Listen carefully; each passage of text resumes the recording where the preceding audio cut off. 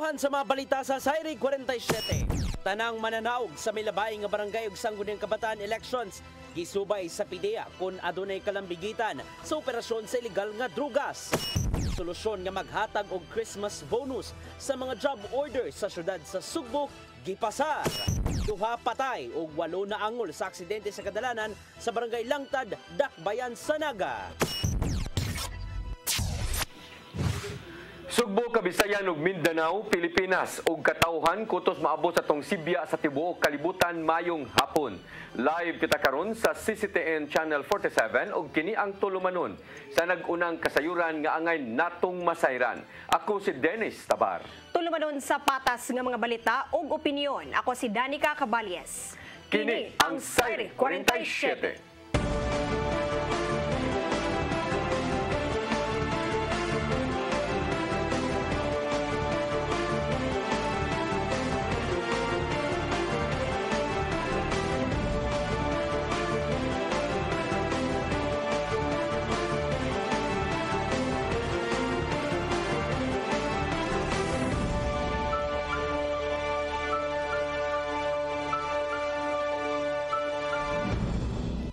Og karon sa kompletong detalye sa atong mga balita, Philippine Drug Enforcement Agency mi validate pa sa tanan nga mga midaog sa milabay nga barangay og sangguniang kabataan election. Kini aron masuta kung aduna bay nalambigit sa illegal nga drugas. Ang kasayuran ihatod ni Arnold Bustamante. Gisusi karon sa Philippine Drug Enforcement Agency 7 kung doon na ba mga kandidato nga midaog sa milabay nga barangay ug sangguniang kabataan eleksyon nga nalambigit sa illegal nga drugas. Mato ni Lea Alcantara, ang information officer sa PDEA 7, nga siyang personal nga nahibaw-an dunay duha ka mga kandidato sa Central Visayas nga tigamitan sa illegal nga drugas sama sa Shabu apan pulos kini napildi. Nagtuo si Alcantara nga nasayod na aga mga silingan niini sa barangay nga tigamitan sa illegal nga drugas ang mga kandidato nga mahinungdan nga naparot kini sa eleksyon. Apan nila pang ipaubos sa validation kung doon na ba nakadaog sa milabay eleksyon nga nalambigit yun sa illegal nga drugas. Nga ni daog. Ako pa nang i-answer, ako nang i-double check with the intel kay as of today wala pa koy update, so ako pa nang i-consult with the intel, but ang akong nahibaw-an gyud naay katong nidagan napildi. Fortunately napildi sila. Naay na nidagan user, ang akong nahibaw personal knowledge nako ha kanang nahibaw-an jud nako. Naay mga nidagan duha ka buok, dila na koy disclose. User sila napildi. Fortunately napildi. So siguro na aware ang mga tao nga di siya worthy nga kuan, so napildi siya. Magpadayon ang tinguha sa PDEA 7 nga malimpyo sa illegal nga drugas ang tanang barangay sa Central Visayas ug ang ayan nga magsugod kini sa mga elected officials. Arnold Bustamante, CCTN News. Bagong napili nga Sangguniang Kabataan Federation President ug temporaryong Association Barangay Council President nilingkod isip miyembro sa konseho sa syudad sa Mandaue. Sa Disyembre pa ang eleksyon alang sa posisyon sa pagka-ABC President ug ex-officio member sa konseho. Ang kasayuran hatod ni Mary Rose Sagarino. Gihangop sa mga miyembro sa konseho sa syudad sa Mandaue ang bago nilang miyembro o kasamtangang molingkod nga Association of Barangay Council President. Si Florence Gail Humawas, ang bagong napiling Sangguniang Kabataan Federation President. Siya nanumpa sa iyang katungdanan ni aging simana. And regardless of background, identity, social standing, and cultural differences, through the SK Federation of Mandaue, every Mandauehanon youth is heard. Isip Vice President sa Association of Barangay Council, si Kapitan Ian Ignacio Cortez sa Barangay Sentro, mauuna ang temporaryong nilingkod nga ABC President samtang wala pa'y napili nga bag-o sa maong posisyon. Siya magpabilin sa posisyon hangtod sa Disyembre 15. Rest assured, as the representative of the Liga, I will be also bringing up the problems for the Liga. Tungod nanumpa naman pagkakonsehal sa barangay ang kanhi kapitan sa Barangay Subang Dako og ABC President kasi Ernie Manatad, hinungdan nga wala na kini sa konseho sa syudad. Temporary interim as member of the City Council. Kaya wala pa may eleksyon. wala rule of succession na nga siya ni molingkod. Then after December 15, once makapili ang itag ABC President, may elected ng bago, mo hawa na po siya. Mo-assume na po ang newly elected. Matod ni Bersede nga ang tanan nga komitiba nga gihandle ni ini ang dawaton una sa Vice Chairman. Ang komitiba nga gihandle ni Manatad mao ang Committee on Barangay Affairs, Committee on NGO Accreditation, Laws and Ordinances ug Disaster Risk Reduction Management. Mary Rose Sagarino, CCTN News. Anaa pa sa dakbayan sa Sugbo ang duha ka mga responsable sa pagpusil patay kang Police Corporal Ryan Baculi niadtong Miyerkules sa Kadlawon. Police Regional Office nakadawat og report nga ang duha manuktok sa kabalayan diha sa Inayawan ug manion aron mangayo og pagkaon. Ang kasayuran ihatod ni Arnold Bustamante. Magpadayon ang gilusag naman ang operasyon sa Police Regional Office 7 batok nilang atong Bacalso Raffles ug Ramil Salazar nga may responsable sa pagpusil patay kang Police Corporal Ryan Langido Baculi nito bilabay nga Miyerkules kadlawon sa barangay Kidasangan sa Dakbayan Sugbo. Mato ni Police Lieutenant Colonel Gerard A. Spilare ang spokesperson ni Police Brigadier General Antonio Berin, hepe sa kapulisan sa Central Visayas nga napa sa Dakbayan Sugbo ang duha nga padayon nga nagtago-tago. We are of the belief nga napa sila sa vicinity, no, sa Cebu City. Pak ang ato ang operating team has conducted series of operations last night. Pilaring nga ang duha ka mga kriminal gigamit niini ang ilang na antiguhan nga mao ang pagsuksok sa mga kabalayan aron nga dili-dali nga masakpan sa mga pulis nga nangita kanila. Dako ang ilang pagtuo nga dunay mga personalidad o mga sakop sa ilang grupo nga mitabang sa pagpatago kanila apan nangitag paagi ang kapulisan nga ilang makuha sa labing dali nga panahon. Well, of course, this is not an ordinary criminal and he wouldn't want to be arrested. So iyang gigamit ang iyang tanang kahibalo, kamaro para mutago sa kapulisan. Of course, we cannot also deny the fact nga nani sa network nga nagtabang niya. Yang ko ni Pilari nga doon na sila gihimong pag-house to house sa barangay Inayawan. Nga una na nga gipost sa usa ka netizen, din dito sila natulog sa gym sa barangay. Apan gipasabot sa police official nga nakadawat silang report nga nasigpatan silang Raffles ug Salazar sa mga lugar, din manuktok sa kabalayan o gamanion og armas aron mangayog pagkaon ug mutago nga mahinungdan nga nakapahadlok kini sa mga residente. Gisiguro ni Pilari nga aga mga pulis nga magitahasan sa papangita sa duha ka mga kriminal, pulos kini misunod sa batakang balaod apan wala gihapon sila mo kumpiyansa. Yes, as I've mentioned, naatay series of operations diha sa barangay Inayawan. No, whenever we get reasonable suspicion, probable cause nga ang atong mga suspects na nasa usa ka balay, nasa usa ka lugar adto una sa atong kapulisan. Pero dili para manghadlok sa atong mga residente, no, ginasunod nato ang proseso sa atong hot pursuit operations. No, ang nakapahadlok nila, I would like to put it in record and we have talked to some of the residents. Kining atong suspects manuktok sa tungang gabi, nagdalag pusil, ilang tiunan ang mga nagpuyo dito, musulod sila sa balay. No, and we get this information from time to time. That is why we are conducting follow-up operations to finally locate the suspects.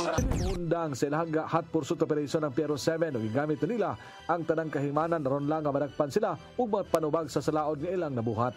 Arnold Bustamante, CCTN News. Wala musalmot ang daghang mga transport cooperative sa Sugbo sa tulo ka adlaw nga welga nga sugdan karong adlaw. Mipirma og manifesto ang maong mga kooperatiba nga dili suportahan ang tulo ka adlaw nga strike. Kini gilangkuban sa Federation of Cebu Transport Cooperative, Lapu-Lapu City United Transport Group ug Kaluha Twin Trading and Services Corporation. Matod sa mga kooperatiba nga dili sila buot nga maapektuhan ang mga motorista nga nagsalig sa public transport. Nakita usab niini ang kamahinungdanon sa public transport sa matag adlaw nga gimbuhaton sa mga tao. Nagtuo ang LTFRB 7 nga ang ilusad nga welga sa Piston Cebu nga supak sa PUV modernization ug salmutan sa usa ka gatos ka mga drivers dili makamugna og dakong epekto sa dagan sa transportasyon sa Sugbo. Nadawat sa mga opisyal sa isla sa Camotes ang financial nga tabang gikan sa provincial government nga mokabat ngadto sa 22 milyones ka pesos. Nakuha sa lungsod sa San Francisco ug Puro ang tag 8 milyones ka pesos nga hinabang. samtang 6 milyones pesos usab ang nakuha sa lungsod sa Tudila. Magamit ang maong pundo alang sa gitinguhan nila nga infrastructure projects, din personal nga gitunol ni Governor Gwendolyn Garcia ang mga tsike ngadto sa mga mayor o vice mayor gikan sa tulo ka lungsod atol sa Caravan of Services kagahapon.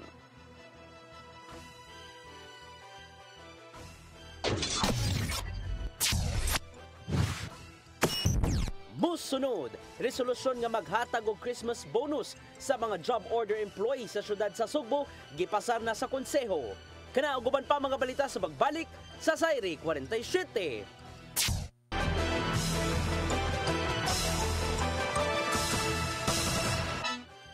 Balik sa atong mga balita, konseho sa Dakbayan sa Sugbo may pasar og resolusyon sa paghatag og Christmas bonus alang sa mga job order employee dinhi sa syudad.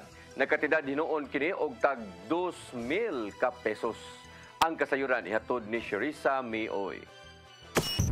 Gitinguha sa Cebu City Government nga tagan og 12,000 ka pesos nga Christmas bonus ang mga job order employees sa syudad. Pasabot ni Cebu City Acting Mayor Raymond Alvin Garcia kinsa maoy nangamahan sa gisugyot ka ordinansa sa konseho nga himuon nga balaod ang paghatag og bonus o incentive sa mga job order. Nalagip sa ordinansahon mo ang pagtunga sa 12,000 ka pesos nga madawat sa JO nga mamahimong makadawat og 6,000 ka pesos alang sa mid-year o charter day bonus ug atol sa Disyembre.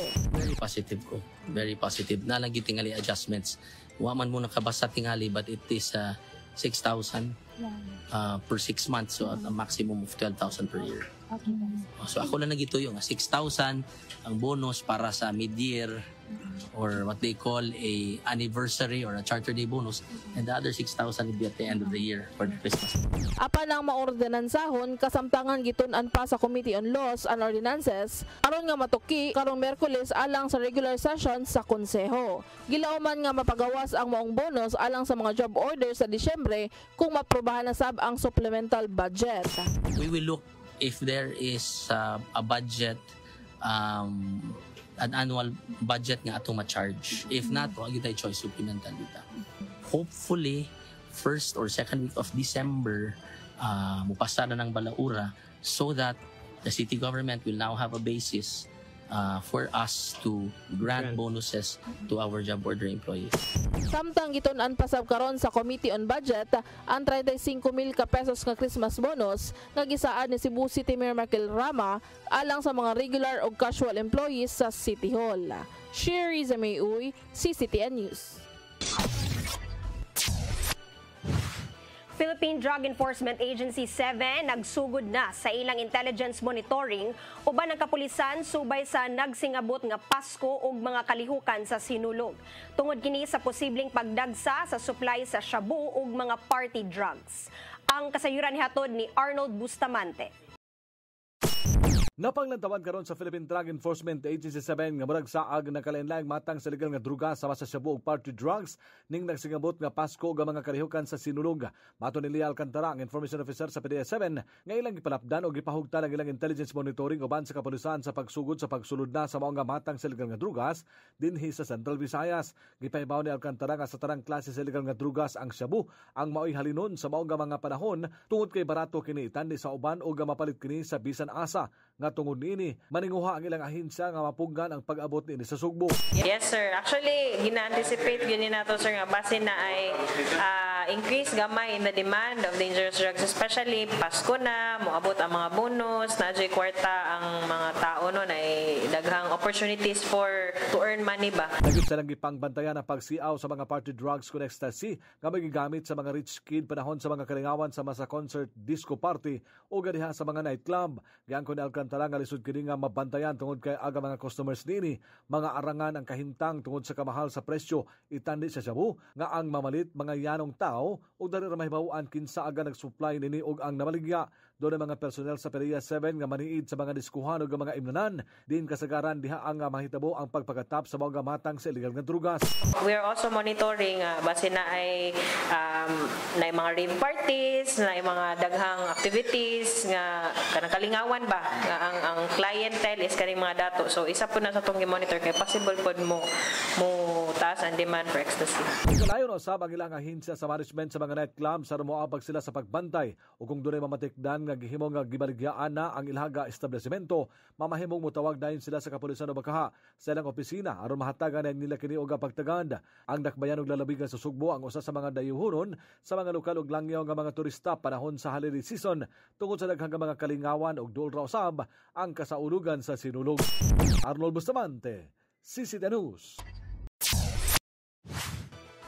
Ordinansahon alang sa 23 bilyones ka pesos nga annual budget sa probinsya sa Sugbo sa sunod tuig napasar na sa second reading sa Junta Provincial. Naninguha nga padayonon ni Gobernador Gwendolyn Garcia ang mga nasugnang programa pinagi sa gipangayo nila nga pundo. Ang kasayuran ihatod ni Gian Navarro. Nakalabang na sa ikaduhang pagbasa ang gipangayong 23 billion pesos nga pundo sa probinsya sa Sugbo alang sa tuig 2024. Atol kini silang out-of-town session sa Junta Provincial dito sa lungsod sa Tudela, Isla sa Camotes. Gikan sa gipangayong pundo, mabot sa kapin 10 billion pesos ang gigahin sa social services o 10 billion pesos kapin usab alang sa economic services. Samtang 2.3 billion pesos ang igahin ngadto sa general public services. Gipasabot sa privilege speech ni Gobernador Gwendolyn Garcia nga ang gipangayong pundo sa sunod tuig gituyo aron mapadayon ang ubang mga programa sa provincial government. Sama lang kini sa dungang pang-infrastructure project sa kalungsuran o pagpadayon sa mga economic development projects nga mahimong mapahimuslan sa matag Sugboanon.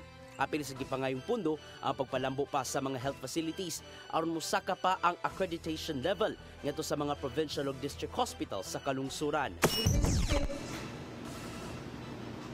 Proposed budget, annual budget for 2024, I could now define it as a budget of commitment. Why?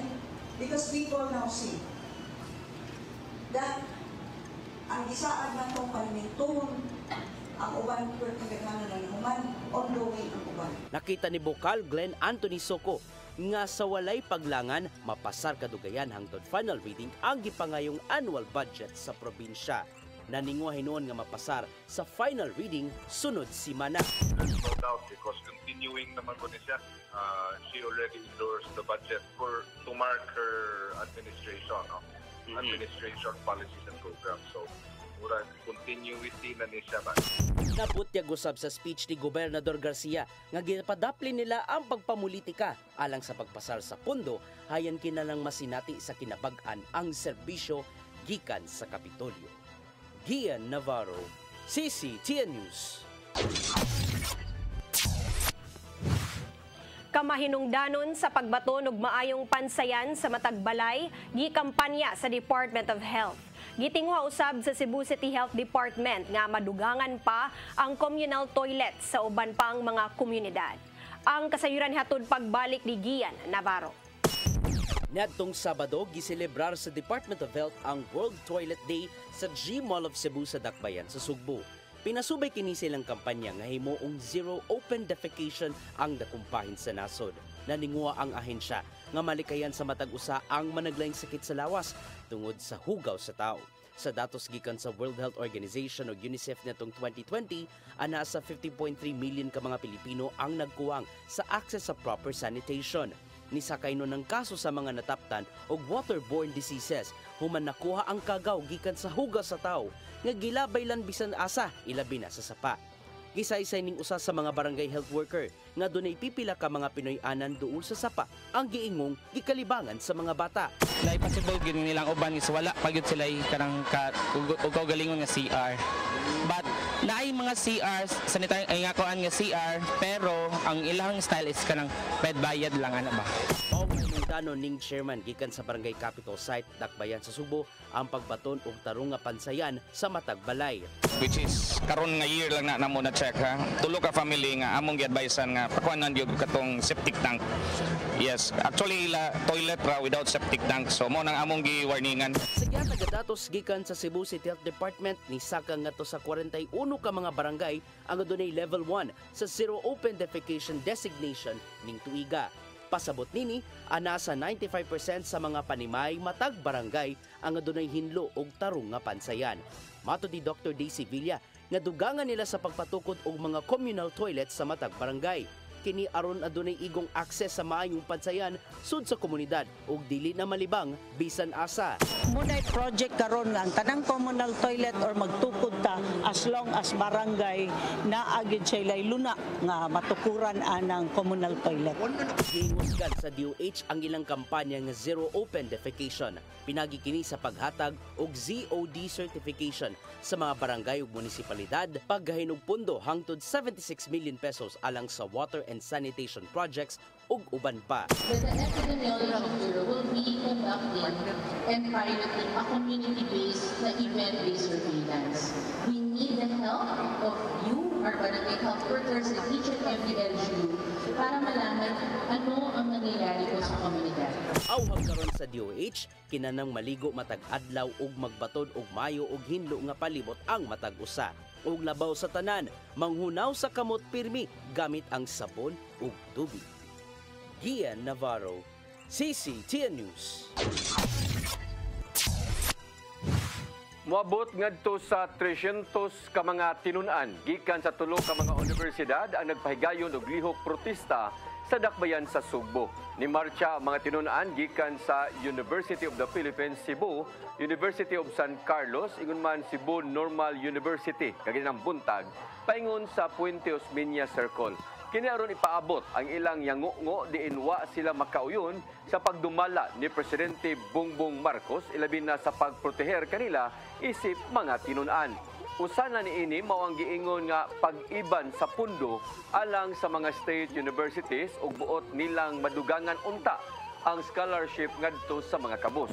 Lakip sa giprotestahan nila mao ang pagpatuman sa mandatory ROTC din ilang gihulagway nga usa kini kamatang sa anti-democratic schools. Gipanguluhan ang mao nga protesta sa Kabataan Party List, student leaders ug uban pang mga pundok sa mga kabatanunan.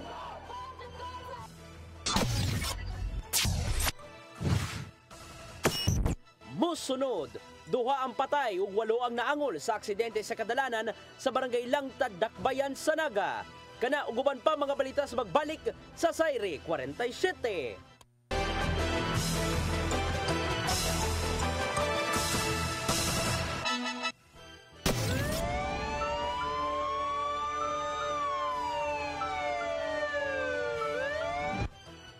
Balik sa atong mga balita, duha ang konfirmadong patay, samtang laing 8 ang gikan sa 17 ka mga Taiwanese nationals nga naangol sa aksidente sa kadalanan sa barangay Langtad, Dakbayan sa Naga. Matod sa investigasyon sa kapulisan nga mibangga ang motor sa kasugat nga bus hinungdan sa pagkalagpot o pagkamatay sa mga sakay nga silang Clyde Murchi Rosada o Joshua Kansiran nga pulos taga Bairan, Dakbayan sa Naga.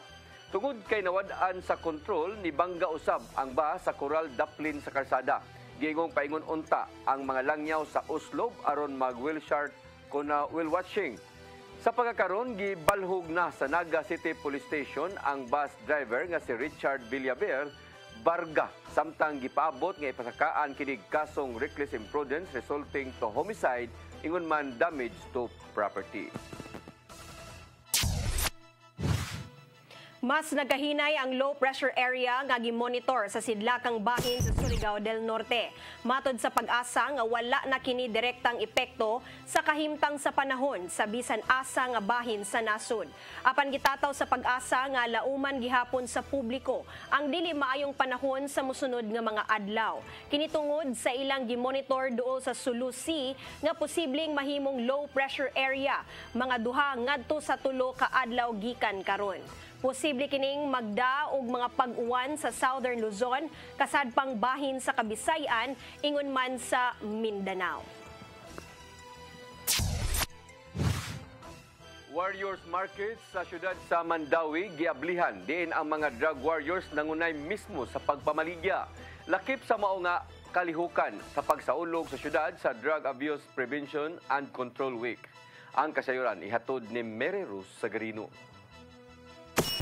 Nagkadayang pagkaon og butang sama sa lechon, barbecue, siomay, siopaw, polvoron, mani, Christmas gift, sinina o uban pa ang mahimong mapalit sa Warriors Market sa syudad sa Mandawi na himutang sa Heritage Plaza. Ang ubang item ang gihimo o gibaligya mismo sa mga drug warriors. Ang aktibidad lakip sa selebrasyon sa syudad sa Drug Abuse Prevention and Control Week. Ang pagsaulog gisugdan sa syudad ni aging simana. This is every third week of November. This was done by proclamation by the former President pa Marcos, ang papa sa atong current President, nga he wanted to make sure nga natay information campaign, IEC in a way, pero ni-change na ba itong treatment instead of grabe kaayo ang ato ang kuan sa mga tao na gamit, mas compassionate na ta atong gikuan nga si illegal na drugs is actually an addiction nga kini sila mga biktima po din sila nga dapat nato tabangan.